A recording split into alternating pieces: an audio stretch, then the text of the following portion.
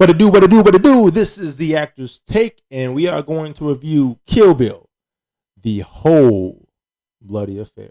Now, let me tell you how excited I am to have watched this movie. But I want to give you a little story first, to give you a little context of why this movie was just everything to me.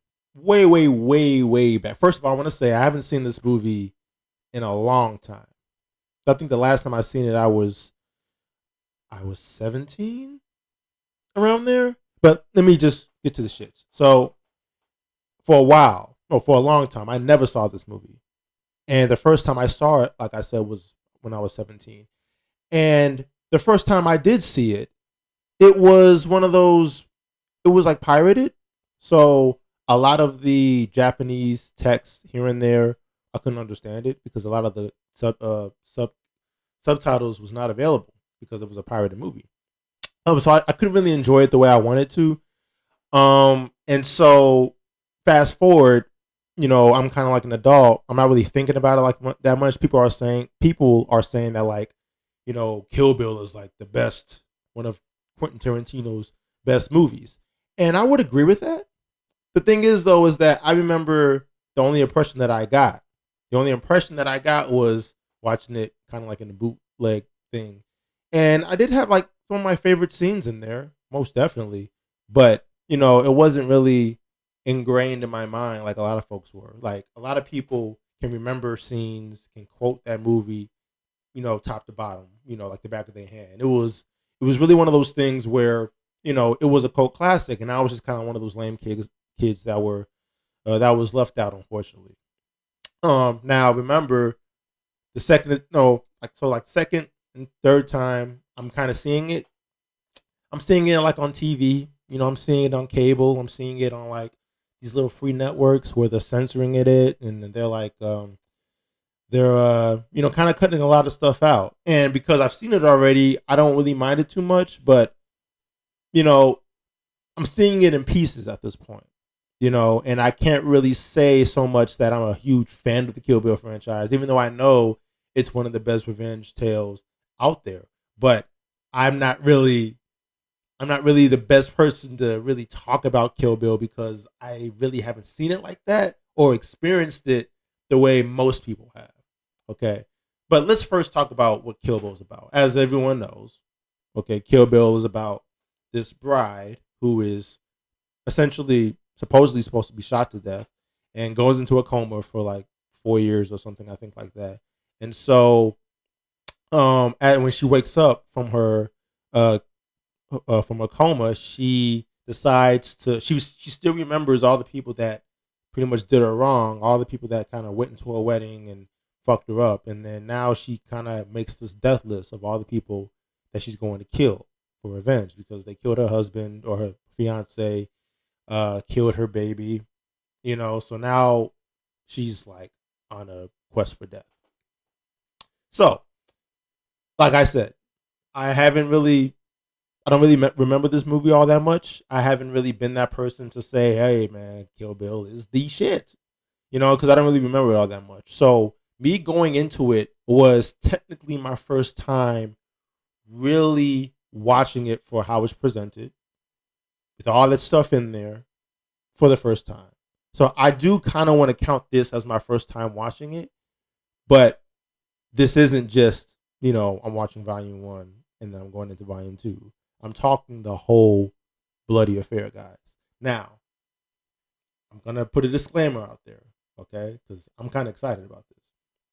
I can't confirm nor deny that the copy that I have is the 100% authentic version that Quentin Tarantino was dishing out there.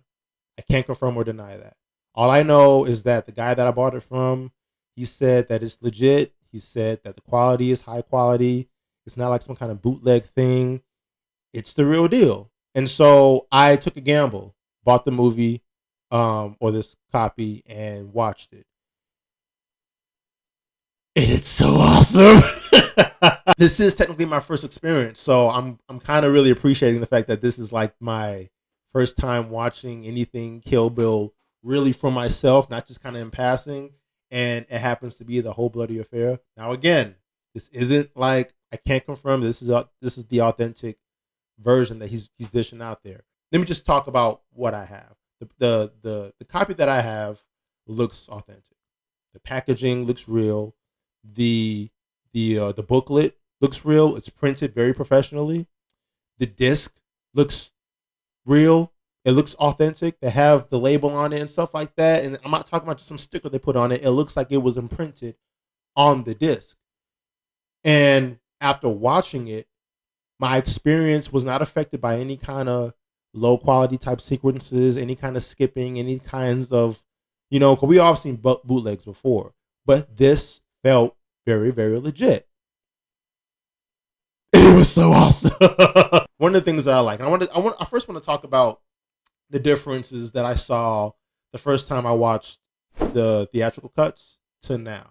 So I do remember, and like I said, I can vaguely remember the theatrical cuts because when I watched it, it's been so long since I've seen it the first time, and then I saw it like in passing when it was censored. So I don't really remember all that much. But what I do remember, one of those scenes that did stick out to me was the crazy 88 scene, and me knowing, just this is like more of a story bite, but me knowing that her daughter was alive.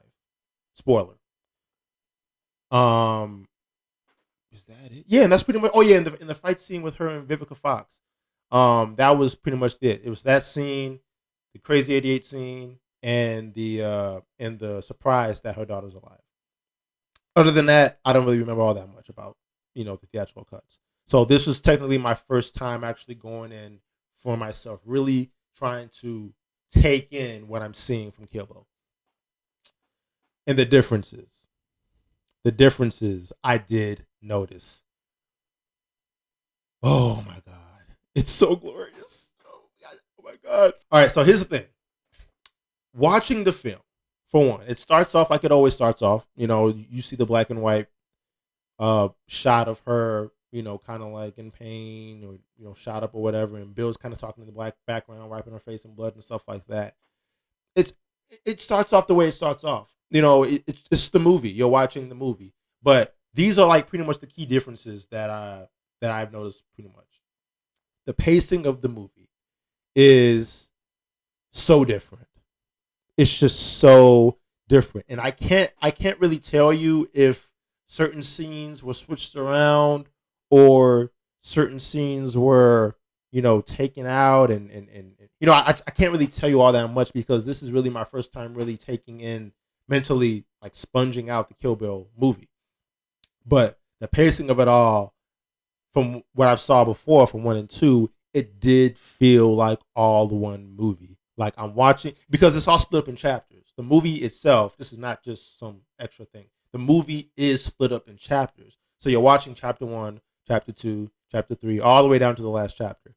And just kind of having that whole experience, not being like kind of cut off with the intermission or cut off because I got to put in part 2, having that whole experience just felt so gratifying. Kind of just seeing her whole story flesh through, because the whole movie is engaging. Like all of the stuff that Quentin Tarantino puts into this film, it's very, very engaging. And I mean, yeah, there are some times when, characters are like a little long-winded in their speech. Like they kind of go on and on in their tangents. That's just kind of how he writes. But, like I said, I can't remember all this kind of stuff. So this is technically me my first time knowing the characters again. Like I didn't even know Cottonmouth was Lucy Liu. Lucy Liu is in there. So I didn't even know she was Cottonmouth. I forgot that she was actually Cottonmouth. And so when they got into the Cottonmouth scenes, they do go into that whole origin of her and stuff like that. So now here's the thing. And here's what's really exciting. So when they get into the anime scene, that was another scene that was my favorite. The anime scene, because I'm a huge, huge fan of anime. When they get into this anime scene, it's great, for one, but there are certain angles and certain shots that's not in the originals. I really can't tell you I can tell you this one. There's a shot in there where when she splits her, like the boss open with her sword, like she's like, it's like blood all coming off all over the place. You can kind of see his intestines. So seeing that was like, whoa, whoa. And I remember this thinking too, like the more times I see different shots and different just added things in there, I'm always just telling myself, I can't believe this is like the actual whole bloody affair on my DVD shelf. This is the real thing because they're showing me. I'm seeing things that obviously, if it was just some bootlegged, inauthentic thing, you know, you would know somebody just put it in there. Somebody actually edited it themselves and just added something in there. But this is all flowing very well and very high quality, and I have it on Blu-ray. So it's all looking very, very crisp and very clean. Nothing is being jittered. Nothing is being distorted or nothing. This is all just coming through like an actual movie. That's why I can't say it. I'm pretty sure I'm 98% sure I have the authentic copy of it when I bought it from somebody. Now, things that I like, okay, or things other things that were different about this. The 88 fight scene. Now, I heard that, of course, 88 fight scene is in color. Yes, it's in color. It is fucking rad. I know there was the shot when she like gouges the guy's eyes out, like she goes and then like it goes into black and white. So it does that, but it keeps it in color, pretty much. But it does it in a way that's so seamless. So, like I said, every time I see something that's a little bit added in there or a little bit changed, it feels like the authentic movie. It feels like the original cut. But anyways, I digress. There are also different shots in there, different angles in there that give you like an extra gore take. Like when she's like splitting, like doing the break dance and kind of slicing people, while break dance move and stuff like that. You can see like different limbs kind of fly around and stuff like that. And I see that scene all the time. I see that scene everywhere. Like when you're walking into a mall, you're walking into some kind of, Japanese shop for buy gifts, like some kind of gift shops. Anything that you see, I'm always seeing that scene kind of play out, and people are just kind of like looking at it. And it's usually in black and white. It's usually the theatrical cut. But these different angles of seeing extra gore takes and different like just feet flying around and arms and things like that and blood flying all over the place, it just feels so good watching this. And it's just so cathartic, G. Like there's blood all over the place. There is blood all over the place, and I love it. I love it. Oh God, I love it so much. That 88 fight scene is fucking awesome, by the way. It's just it's one of my favorite fight scenes. But having it in color on my shelf right now. Bruh. Now here's another thing that I did not expect. There's a Michael J. White scene in here. Interesting. So, and this is more so kind of where it gets into part two, I think, because I can feel, because when you're watching a movie, or when I was watching the movie, I can feel the movie wrapping up. So I do know that, at that point in time, we was like into part two. There's a Michael J. White scene though, where he's fighting Bill. And it was so fucking awesome. It's not that long of a scene, but seeing Mike kind of just go toe to toe with Bill and actually seeing Bill, break out some fucking kung fu moves at his age, like, oh, bro, man, look, fuck the guys who told Quentin Tarantino to chop it up in two parts, because by doing that, there was just so much stuff in this movie that they cut it out, and seeing it now just really, really pisses me off. And then there's another scene in there too that's added where and I think this is like more of a part two thing, because this is after she's buried. Because I know the biggest sequence for me in part two was when she gets buried alive and she gets herself out, and you find out where she learned that punching wood move. There's like a flashback scene that goes back and forth where Bill is talking about Pai Mei, and he's talking about the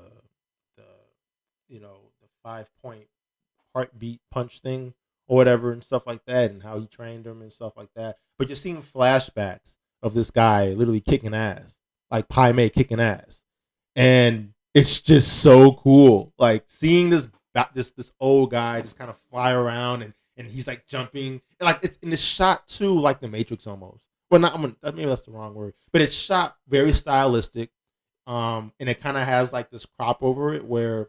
And this is strict, and this is you can tell this is really just for style, where it kind of crops it into like this the 70s, 80s kind of way where there's like some filter, some fuzzy filter over it. Um, and you see him Pai Mei kind of just beat people up and stuff like that, and it's going back and forth to him fighting and Bill just talking about Pai Mei and like his legacy and stuff like that. And what's crazy is that in those moments, I actually did think I had like, do I have a bootleg? Is this a bootleg? Because this filter is like kind of, it's a little saturated. But keep in mind, this movie is somewhat of a homage to the 70s and 80s action kung fu flicks. And me knowing this, me knowing Quentin Tarantino's work, and me knowing that he likes to shoot things for style, that was a choice. That was a stylistic choice. And so seeing that way, I just thought it was just pretty cool. Now, other than the changes, let me talk about the actual movie for itself. Because like I said, this is technically my first time watching Kill Bill. So let me just tell you how I feel about it. Obviously, the pros are, the action is fucking fantastic. I like how the action is really over the top. It doesn't feel too cheesy. But kind of seeing the action and the kung fu moves, I can say honestly, I didn't expect all that much. I didn't expect it to be so action packed like that. Seeing it as a whole, and it's very martial arts based. It's very kung fu like. Like they actually make it look good. Seeing like a white actress and a black actress and a bunch of other westernized actors, kind of like, really learn the craft of martial arts and really kind of just, use the martial arts respectfully and actually see kick-ass choreography. That's actually really dope. And the editing, the way they kind of like show the fight scenes and stuff like that, you can still see everything. I mean, there's like some insert cuts and stuff like that, but it's just so flawless the way the action is filmed, and I love it so much. The violence,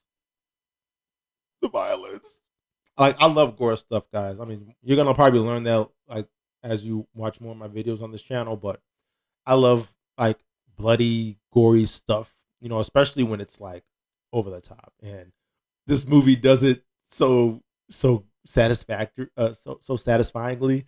Is that a word?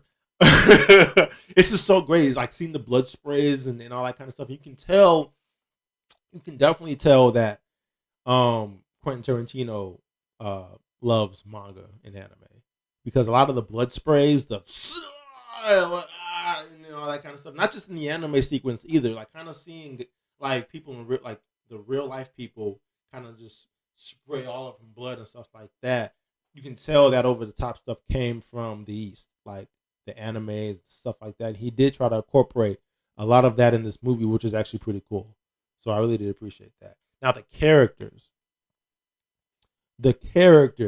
man, let me just tell you, like watching this whole thing, in just one and just as a whole, gets really, really tough to really understand how the bride is still alive after all this. Because when you're watching part one and part two as two separate movies, it feels like two stories, and obviously too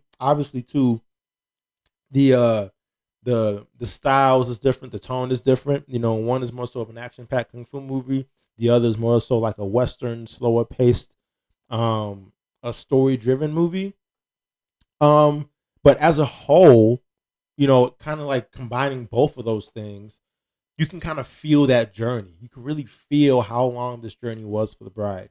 And one of the things that I realized is that when you're watching the ending, when she like gets her baby back and she's like in the bathroom and she's like just on the floor kind of crying and laughing at the same time, you really do feel that. You really do feel that it's over, because she's just really, really glad that this journey that she went through, where she damn near died 2 or 3 times, man, you really feel for her. You really, really, really, really do. And I almost teared up a little bit just kind of seeing and just seeing her kind of, react like that and really understanding this journey, because I didn't just go to part 1 and part 2. I saw the whole goddamn thing, guys.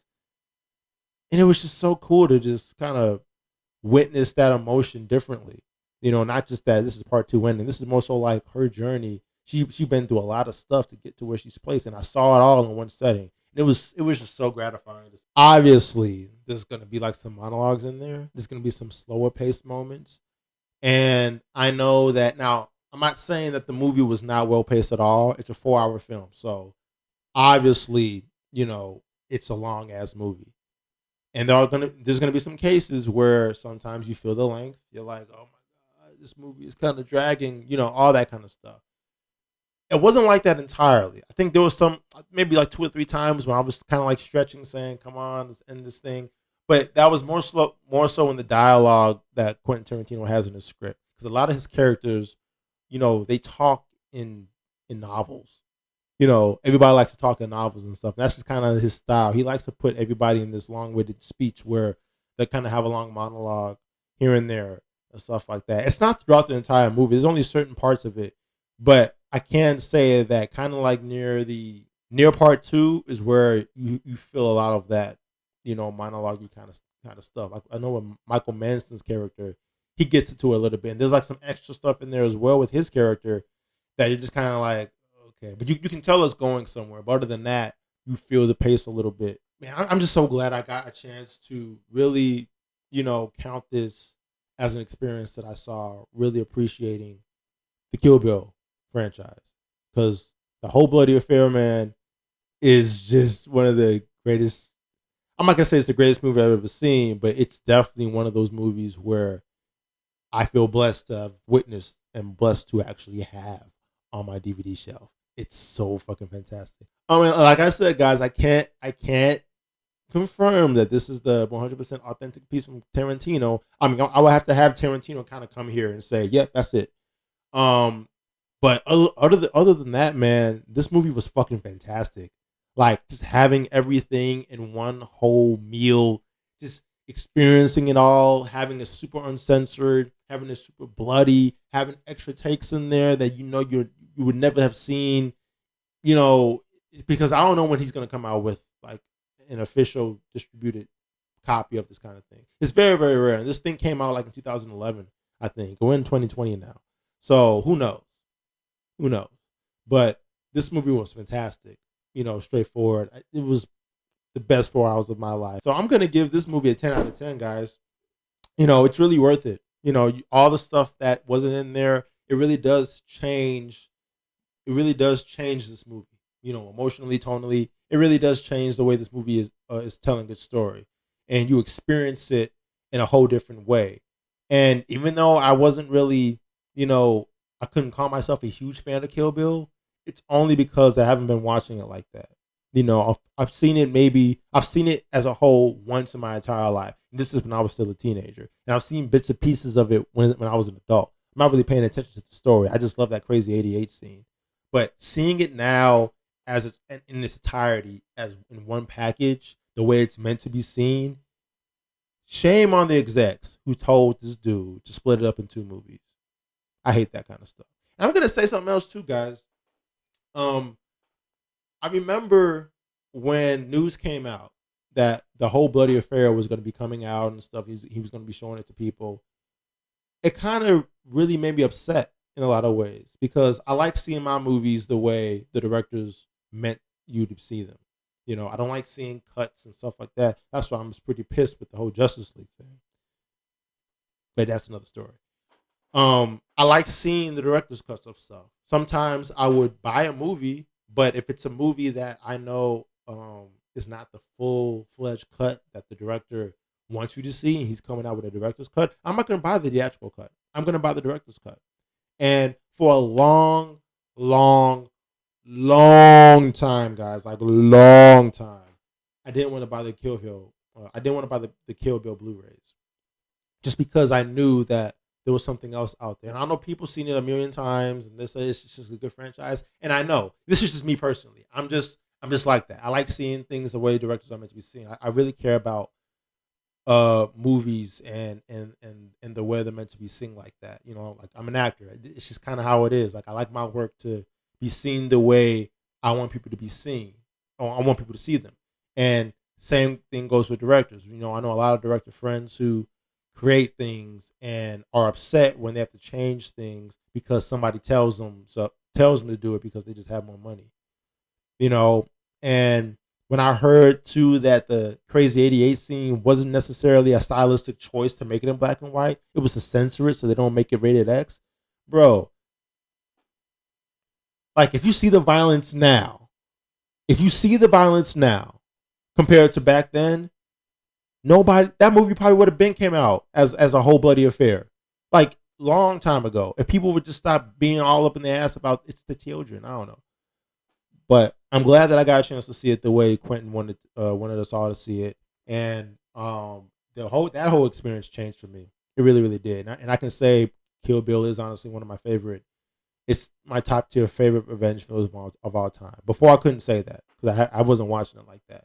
But I can definitely say now. So great. So great, bro. But thanks for tuning in again to see another review. I'm going to have another review coming up really soon. Like I said, I got a lot of movies. I know a lot of movies that I'm reviewing are a little old, but I need content. So, but you guys take care, and I hope you guys stay safe out there. So, peace.